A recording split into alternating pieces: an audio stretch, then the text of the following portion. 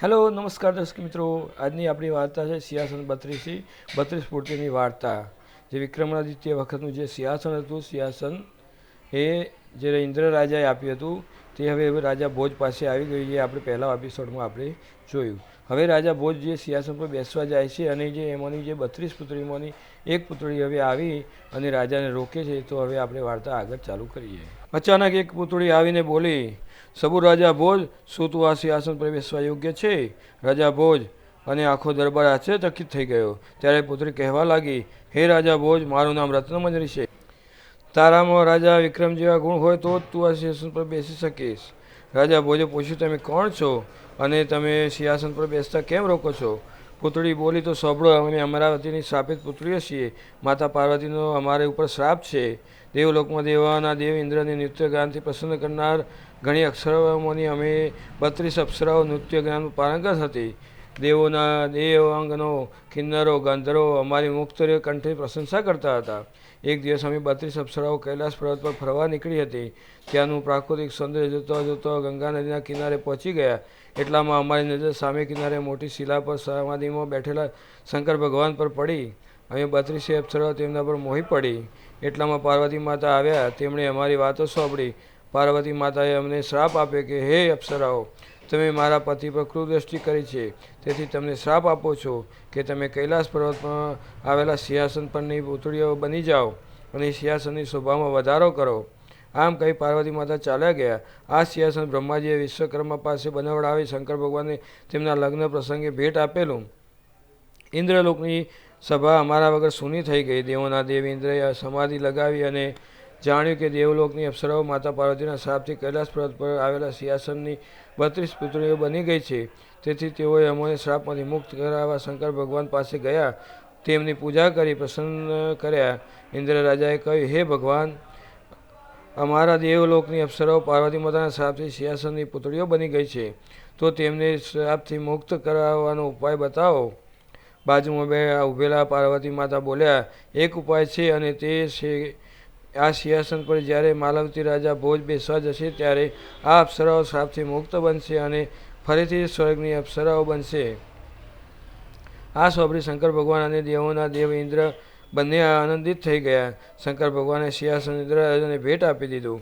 ઇન્દ્ર રાજા રથમાં સિંહાસન લઈને પોતાને ત્યાં અમરાવતી આવ્યા. એ સિંહાસન જોઈ દેવલોકો ઘણા ખુશ થયા. સિંહાસનની પૂજા વિધિ કરી સભામાં ગોઠવવામાં આવ્યું. ઇન્દ્ર રાજા સિંહાસન પર જોઈ ઘણા ખુશ થયા, પણ સિંહાસન પર બેસવાની તેમની હિંમત થતી ન હતી. રાજા ઇન્દ્રના દરબારમાં રંભા અને ઉર્વશી નામની બે અપ્સરાઓ નાચગાનમાં ઘણી પારંગત હતી. તેઓની ઉત્તરગાનથી દેવ સભાના દેવોને પ્રસન્ન કરતી. દેવોના દેવ ઇન્દ્ર જન્મ દિવસે નૃત્યગાન યોજવામાં આવેલ, પરંતુ રંભા અને ઉર્વશી બંને નૃત્ય કરવા માટે જીદે ચડેલા. એટલામાં નારદ મુનિ ફરતા ફરતા તે આવી ચડ્યા. તેમણે કહ્યું, આ વાતનો ઉકેલ તમારો પૌત્ર રાજા વિક્રમ કરી શકે છે. ઇન્દ્ર રાજાએ કહ્યું, મુનિવર, તો તમે જ વિક્રમને અહીં લઈ આવો તો સારું. હજુ સુધી ચેનલ સબસ્ક્રાઈબ નથી કરી તો મિત્રો ચેનલ સબસ્ક્રાઈબ જરૂર કરજો, જેથી કરીને આગળની વાર્તાઓ તમને સાંભળવા મળે. તો હવે વાર્તામાં આપણે આગળ વધીએ. નારદજી ઉજ્જૈન નગરીમાં ગયા અને રાજા વિક્રમને સ્વર્ગમાં તેડી લાવ્યા. રાજા વિક્રમ દેવલોકની આ સજાવટ જોઈ દંગ થઈ ગયા. તેમને યોગ્ય આસને બેસાડવામાં આવ્યા. રંભા અને ઉર્વશી બેમાંથી કોણ શ્રેષ્ઠ નર્તકી છે તે જણાવવા કહ્યું.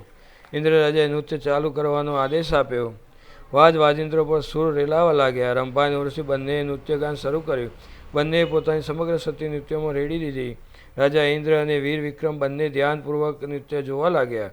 નૃત્યગાન સમાપ્ત થતાં રાજા વિક્રમે કહ્યું, રંભાનો સ્વર ઘણો મધુર છે. તેનું દેહ લાલિત્ય ગમે તેને લોભાય તે તેવું છે.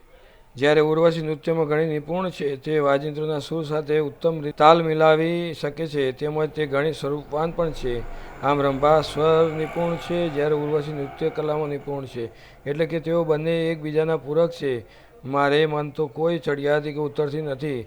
આ જ વાત સાંભળી સમગ્ર દેવલોકના દેવો આનંદિત થઈ ગયા. ઇન્દ્ર રાજાએ ખુશ થઈ વિક્રમ શંકર ભગવાને આપેલું સિંહાસન વીર વિક્રમને ભેટ આપી અને માનભેર તેમને વિદાય આપી. રાજા વિક્રમ સિંહાસન લઈને ઉજ્જૈન આવ્યા. સિંહાસન પોતાના મહેલમાં પૂજન વિધિ કરી મુકાવ્યું. રાજા વિક્રમે સિંહાસન પર બેસતા અને ન્યાસ ગાનમાં દિવસો પસાર કરતા. પ્રજાપતિનું કર્તવ્ય ભૂલી ગયા હતા. રાજ્યમાં અંધાધૂની ફેલાવા લાગી. મંત્રીઓ વિદ્વાનોએ રાજા વિક્રમને રાજ્યની પરિસ્થિતિ જણાવી ત્યારે વિક્રમને ઘણું દુઃખ થયું. રાજા વિક્રમને લાગ્યું કે જ્યારથી આ સિંહાસન મહેલમાં લાવે છે ત્યારથી હું વિલાસી જીવન જીવવા લાગ્યો છું. મારે આ રાજ્યની રક્ષા કરવી હોય તો આ સિંહાસનને મારી આંખ સામેથી દૂર કરવું પડશે. તેથી તેમણે સિંહાસન નગરની બહાર ખાડો ખોદાવી વિધિપૂર્વક જમીનમાં દાટી દેવડાવ્યો અને ત્યાં માટીનો મોટો ટેકરો કરી નાખ્યો. ત્યારબાદ રાજા વિક્રમે પોતાનું સમગ્ર જીવન લોક કલ્યાણ માટે અર્પી દીધું. પુતળી બોલી, અહીં સિંહાસનની વાત પૂરી થાય છે. જો તું રાજા વિક્રમ જેવો પરમદુર્ભંજન વીરમાં બુદ્ધિ શ્રેષ્ઠ હોય તો જ તું આ સિંહાસન પર બેસવાની હિંમત કરજે. રાજા વિક્રમની એ યશગાથા હું તને જણાવું. અંબાવતી નગરીના રાજાના નામ ધર્મસેન હતું. એ ધર્મનું પાલન કરવાવાળો હતો. તેણે 4 લગ્ન કર્યા, બ્રાહ્મણ, ક્ષત્રિય, વૈશ્ય અને શુદ્ર કન્યા સાથે. ચારેય રાણી ઘણી રૂપવતી હતી. ત્યારે એક પુત્ર હતો. દરેકને એક પુત્ર હતો. બ્રાહ્મણીના પુત્રનું નામ શંખ હતું. ક્ષત્રિયના પુત્રનું નામ વિક્રમ, વૈશ્ય રાણીના પુત્રનું નામ ચંદ્ર અને શુદ્ર રાણીના ધન્વંતરી હતું. ચારે રાજકુમાર અત્યંત મેઘાવી હતા, પણ શંખ અત્યંત ધૂર્ત અને સ્વાર્થી હતો. ધર્મસેને વિક્રમ પર વધુ સ્નેહ હતો, તેથી બધા તેમ જ માનતા કે રાજા પોતાની ગાદી વિક્રમને સોંપશે. શંખને આ વાતની ઘણી ચિંતા થતી, તેથી તેણે એક કાવતરું કર્યું. એક રાતે ગર્ભસસાટ ઊંઘતા પિતા ધર્મસેનની હત્યા કરી નાખી અને પોતે રાજા બની બેઠો. આ સમાચાર મળતો જ વિક્રમ અને ચંદ્ર અને ધન્વંતરી ભાગી છૂટ્યા. શંખે મારવાવાળાઓને પાછળ મોકલ્યા. ચંદ્ર અને ધન્વંતરી માર્યા ગયા, પરંતુ વિક્રમ ગાઢ અરણ્ય જંગલોમાં ચાલ્યો ગયો, તેથી તેનો પત્તો ન લાગ્યો. શંખ રાજા તો બની ગયો, પણ વિક્રમનો ઘણો ભયભીત રહેવા લાગ્યો. એનું મન સતત શંકાશીલ રહેતું કે વિક્રમ કોઈ પાડોશી રાજાની મદદ લઈ આક્રમણ ન કરે. આ ચિંતાના કારણે એની ઊંઘ હરામ થઈ ગઈ હતી. ગુપ્તચરો વિક્રમને શોધતા હતા, પણ વિક્રમનો ક્યાંય પત્તો ન હતો. આખરે હારીને શંખે પોતાના રાજના વિદ્વાન જ્યોતિષીઓને બોલાવીને કહ્યું, તમે લોકો ગણતરી કરીને કહો કે વિક્રમ ક્યાં છે. વિદ્વાનોએ ગણતરી કરીને કહ્યું કે રાજા વિક્રમ જીવતો છે અને તપસ્યા કરી રહ્યો છે.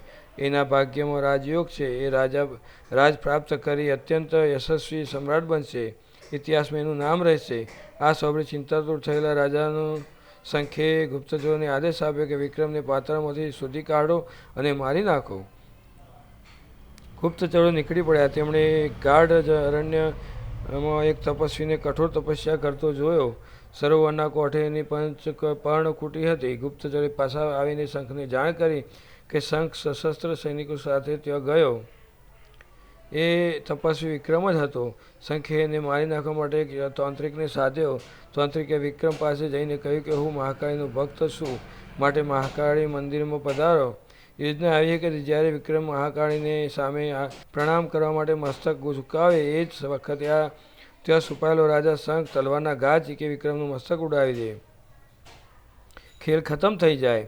મહાકાળીને બલિ પણ ચડે અને એ રીતે તાંત્રિકને વધુ એક સિદ્ધિ પણ પ્રાપ્ત થાય. તાંત્રિકનું આમંત્રણ સ્વીકારી વિક્રમ મહાકાળીના મંદિરે આવ્યો. પોતાની તપસ્યા અને ધ્યાન યોગના પ્રભાવે એને આવનારા સંકટનો આભાસ થઈ ગયો હતો, તેથી એ ઘણો સાવધ હતો. મહાકાળી મંદિરના ભોયરામાં વિરાજમાન હતા. ત્યાં અંધકાર હતો. વિક્રમે પૂજારીનો હાથ પકડીને કહ્યું કે આજ એક નવી તાંત્રિક વિધિથી માને પ્રણામ કરશું. સાષ્ટાંગ દંડવત કરતી વખતે એણે તાંત્રિકને જમણી બાજુ રાખ્યો, પછી પોતે પાછળ ખસી ગયો. થોડી વારે શંખ આવ્યો અને તલવાર ઝીકી. તાંત્રિકનું માથું ધડથી અલગ થઈ ગયું. આ જોઈ વિક્રમે એક જ ઝાટકે શંખને ખતમ કરી નાખ્યો. એનું માથું લઈને રાજમહેલમાં આવ્યો. પ્રજાએ વિક્રમનો જય જયકાર કર્યો. હે રાજા ભોજ, આ રીતે વિક્રમે પોતાનું ખોવાયેલું રાજ્ય પ્રાપ્ત કરી લીધું અને પિતાની હત્યાનો પણ બદલો લીધો. તારામાં આવી હિંમત હોય તો બહાદુરી હોય તો જ તું આ સિંહાસન પર બેસજે. આમ કહી રત્નમંજરી આકાશે ઉડી ગઈ. રાજા ભોજ અને દરબારીઓ જોતા રહી ગયા. હવે મિત્રો નેક્સ્ટ જે વાર્તા છે બીજી પુતળીની, તે હવે નેક્સ્ટ એપિસોડમાં આપણે સાંભળીશું. ત્યાં સુધી આપણે રજા લઈએ. તો મિત્રો હજુ સુધી ચેનલ સબસ્ક્રાઈબ ના કરી તો ચેનલ સબસ્ક્રાઈબ જરૂર કરજો, જેથી કરીને આગળની વાર્તાઓ તમને સાંભળવા મળે.